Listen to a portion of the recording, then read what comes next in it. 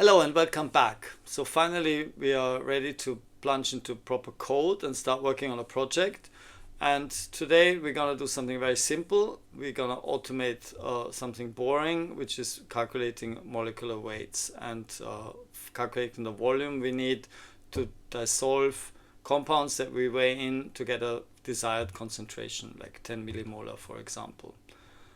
So we've all been in a situation where we have to do things that are very repetitive, very boring, something that happens in the lab every day. So in our case, for example, Alex has been asked to restock solutions, and she has to weigh out 100 different reagents, record the weights that she gets, and then make 10 millimolar stocks for each.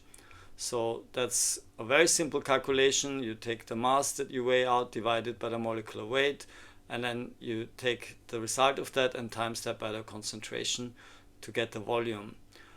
But if you have to do this again and again, first of all, it's boring, it takes a while, and errors can creep in the typing, so you can get into a mess very quickly. The solution to that is to solve this with coding. And we will do this today, and this will be a first foray into how to use Python and do something productive with Python. And it is also a great little project to teach you some very essential skills and some very essential syntax that you need again and again in different projects. So the first thing that we should think about here is how to plan a project like that. And the most important thing, planning, coding, is breaking things down, finding the most easy, simple thing that you can isolate, and then work on that, and then put it back together and build something bigger. So even the most complex coding projects end up, like this, where you build little pieces and then, like in a Lego set, put them together to make something bigger and more complicated. In our case, we start with a single calculation, which is very easy. It's just plugging in the numbers. Then you have to learn the skill how to automate this, how to write loops, and how to package code into functions. And this is where we'll stop today, but to make this a complete pipeline, you'd also want to do data in and out. So you want to read the data in from a tabular spreadsheet, like a CSV file, and then ultimately print the results out or get the results out as a file, again as a tabular data file. But we won't be doing that today. And yeah, so breaking down problems is sort of the first step to find the best solutions and to optimize something.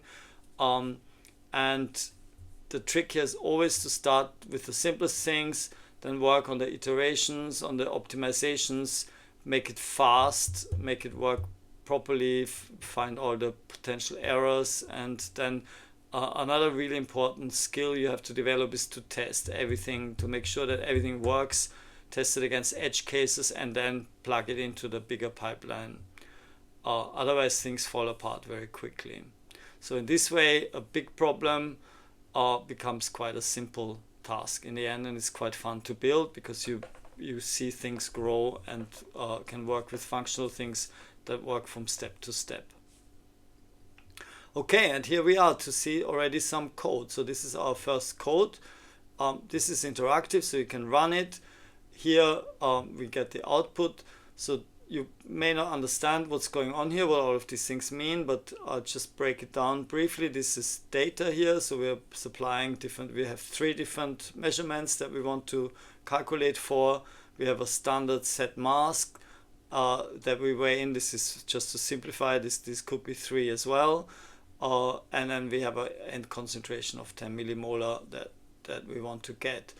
Then we have defined a function that performs the calculation, and then we iterate over that function and read in these data one by one and read them out in a meaningful way, and then we have to provide an output. And in our case, we just print this to the console into a nice formatted way so that it reads nicely and we can show it to our supervisor. But normally what we would want to do is print this out into a file, I suppose.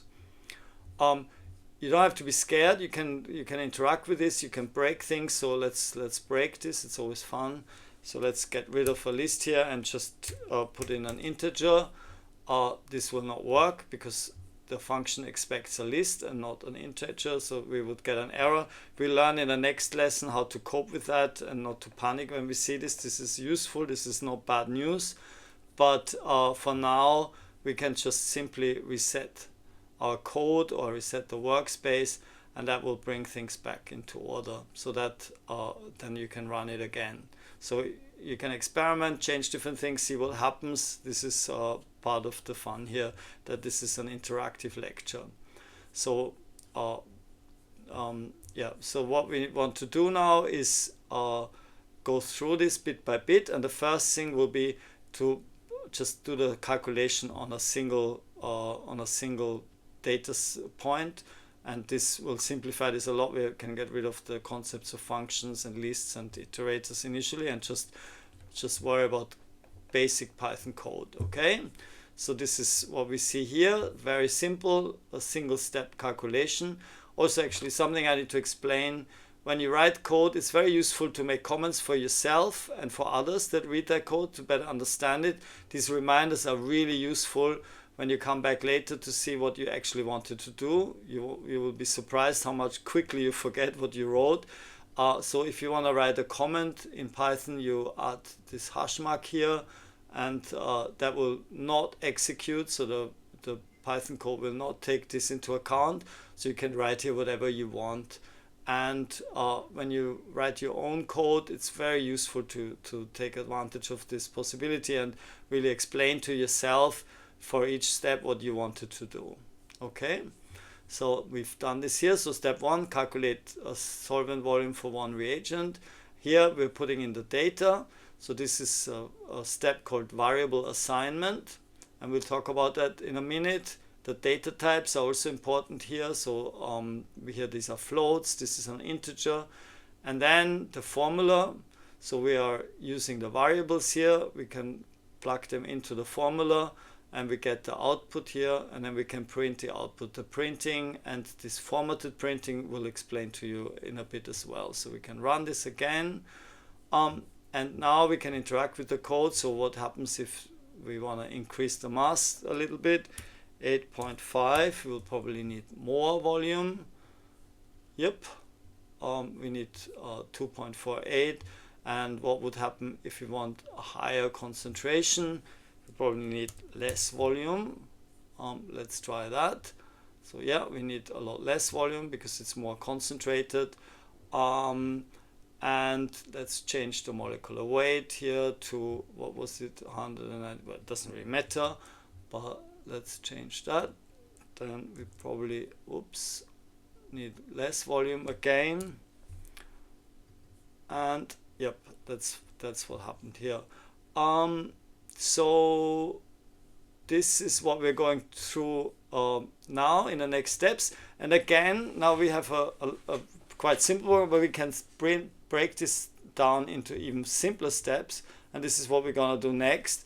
So we're going to discuss, first of all, we're going to discuss Google Colab, because this is a more productive way of using code.